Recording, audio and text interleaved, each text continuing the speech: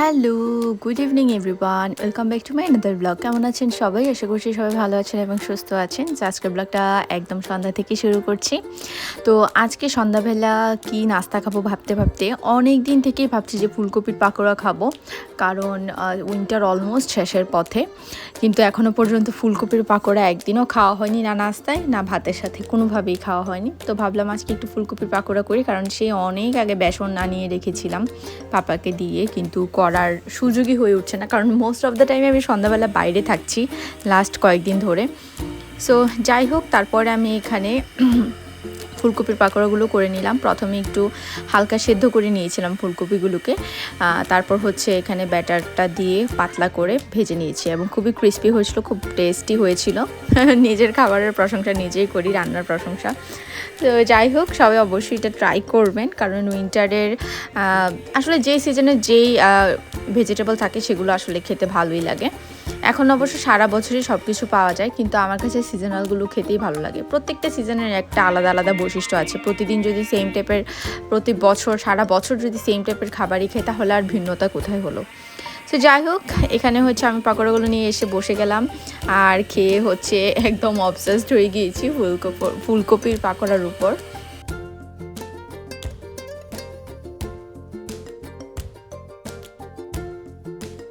তো এই যে গতকালকে ট্রিপের জন্য যে মামপটটা এনেছিলাম, এটাতে অলরেডি মাম আমি ঢুকিয়ে রেখে দিচ্ছি ফ্রেশ করে। আর ট্রিপ এখানে কীভাবে উল্টো হয়ে ঘুমাচ্ছে, এই বেচারার সম্ভবত শরীর ভালো না যা মনে হচ্ছে। তো যাই হোক, এখানে মাম্মি তার বোনের সাথে কথা বলছে, ছোট্ট বোন, এ হচ্ছে আমার বয়সী। সো মার মামা তো বোন আর কি, তাদের বয়সের ডিফারেন্স অনেক। যাই হোক, অনেকক্ষণ লাগিয়ে কথা বলছিল। আর তারপর আমি একটা পান খেয়ে নিলাম। আমার আজকে অনেকদিন পর পান খেতে ইচ্ছে করছে, কিন্তু পান যখন মুখে দিয়েছি তখন ভালোই লাগছিল। কিছুক্ষণ পর আমার সে কি মাথা ঘুরানো, আর ততক্ষণে ট্রিপও ঘুম থেকে উঠে গিয়েছে। এই যে যেমনটা ভেবেছিলাম, ট্রিপের শরীর হয়তো ভালো না, ঠিকই দেখছি যে শরীরটা হালকা হালকা গরম হয়ে আছে, কারণ ও একদমই জুতা পরে না, একদম সারাক্ষণ হচ্ছে ঠান্ডা ফ্লোরের মধ্যে হেঁটে বেড়ায়, বসে থাকে, কোনো কথা বললে কোনোভাবেই শুনে না। ফ্লোরে ম্যাট বিছিয়ে দিলেও সেখানে বসে না, সে গিয়ে সেই ঠান্ডার মধ্যেই বসে। যাই হোক, জানি না, নেক্সট ডে একটা প্ল্যান আছে আমাদের কিমতির ব্রাইডাল শাওয়ারের, আমি জানি না এখনও যেতে পারবো কি না। তো যাই হোক, তারপরে পান তো খেয়েছি, আমার মাথাও ঘুরাচ্ছে।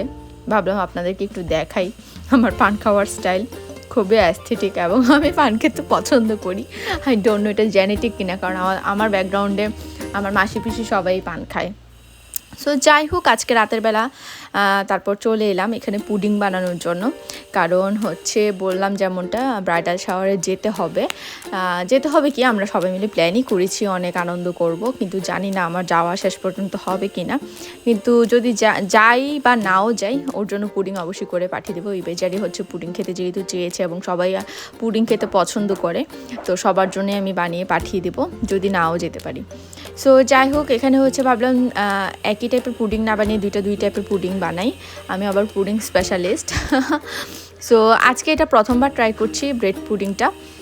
তার আগে হচ্ছে আমি 2 লেয়ারের পুডিং বা 3 লেয়ারের পুডিং ওগুলো অনেকবার করেছি, বা শুধু ডিম দিয়ে করেছি সেটাও করেছি, বাট আজকে ভাবলাম যে একটু ব্রেড পুডিংটা বানাই, দেখি কেমন হয়।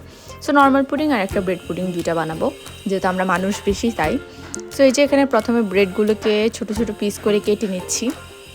আর হচ্ছে অলরেডি আমি দুধ জাল করে রেখে দিয়েছি। অ্যাকচুয়ালি বাইরে কনস্ট্রাকশনের কাজ চলছে এবং অনেক সাউন্ড হচ্ছে, আমার খুবই বিরক্ত লাগছে ভয়েস দিতে। আমি এই সাউন্ডের জন্য নিজেও উল্টাপাল্টা কথা বলছি, আমি বুঝতে পারছি আমার কথাগুলো ঠিকঠাকভাবে হচ্ছে না। তো যাই হোক, সবাই একটু ইগনোর করবেন। তো এই তো, তারপর আমি ব্রেডগুলো কেটে নিলাম, আর হচ্ছে এবার দেখাচ্ছি আপনাদেরকে ব্রেড পুডিংয়ের রেসিপিটাই দেখাচ্ছি। আই গেস নর্মাল পুডিংয়ের রেসিপি আপনারা সবাই জানেন, তো সেরকমই হচ্ছে অলরেডি আমি দুধ জাল করে রেখে দিয়েছি দুইটার জন্যই। এবং এখান থেকে হচ্ছে ব্রেড পুডিংয়ে দেখলাম যে বাদাম দিয়েছিল, ওনারা চীনা বাদাম দিয়েছিল, আমি যে রেসিপিটা দেখেছিলাম, বাট আমি এখানে ভাবলাম একটু কাজু কাঠবাদামটা দিই, আই গেস এটা ভাল লাগবে বেশি। সো যাই হোক, এখানে কুচি করে নিলাম বাদামগুলোকে।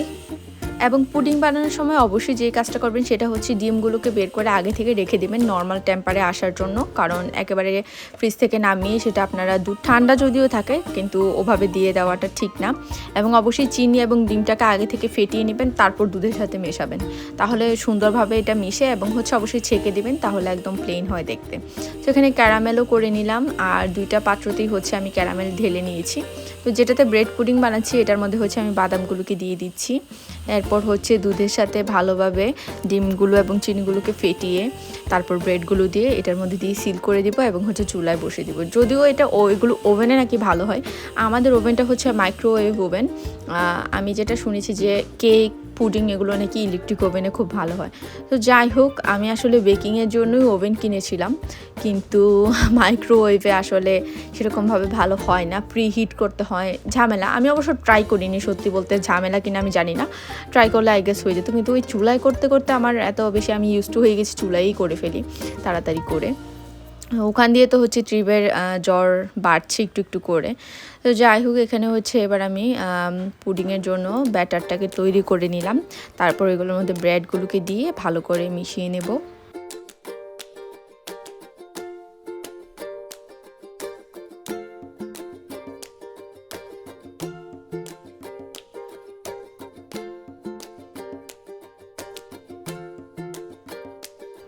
ব্যাস, এবার ক্যারামেলের উপর ঢেলে দিচ্ছি, তারপর সিল করে চুলায় বসিয়ে দিব।